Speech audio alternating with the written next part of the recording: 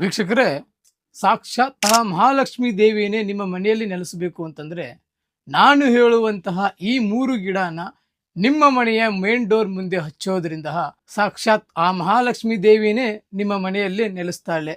ಆ 3 ಗಿಡ ಯಾವುದು ಅಂತಹ ಈ ವಿಡಿಯೋದಲ್ಲಿ ನಿಮಗೆ ತಿಳಿಸಿಕೊಡ್ತೇನಂತೆ.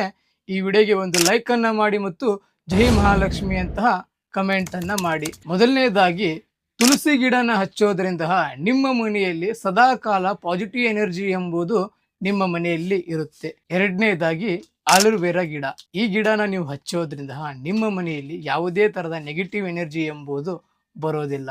ಇನ್ನು ಮೂರನೇದಾಗಿ ಮನಿ ಪ್ಲಾಂಟ್, ಈ ಒಂದು ಗಿಡನ ನೀವು ಹಚ್ಚೋದ್ರಿಂದ ನಿಮ್ಮ ಮನೆಯಲ್ಲಿ ಸದಾಕಾಲ ಹಣ ಎಂಬುದು ಉಳಿಯುತ್ತೆ, ಲಕ್ಷ್ಮಿ ಎಂಬುದು ಆಕರ್ಷಣೆ ಆಗುತ್ತೆ. ಈ ಕಾರಣದಿಂದ ಸಾಕ್ಷಾತ್ ಮಹಾಲಕ್ಷ್ಮಿ ದೇವಿನೇ ನಿಮ್ಮ ಮನೆಯಲ್ಲಿ ಸದಾಕಾಲ ಇರ್ತಾಳೆ. ಇಂಥದೇ ಇನ್ಫಾರ್ಮೇಶನ್ ಮಾಹಿತಿಗಾಗಿ ನಮ್ಮ ಪೇಜನ್ನು ಫಾಲೋ ಮಾಡ್ಕೊಳ್ಳಿ. ಇನ್ನೂ ನಿಮ್ಮ ಜೀವನದಲ್ಲಿ ಬೇರೆ ಏನಾದರೂ ಸಮಸ್ಯೆಗಳು ಇತ್ತಂತಂದ್ರೆ ಈ ಕೆಳಕಂಡ ನಂಬರ್ಗೆ ಕರೆ ಮಾಡಿ.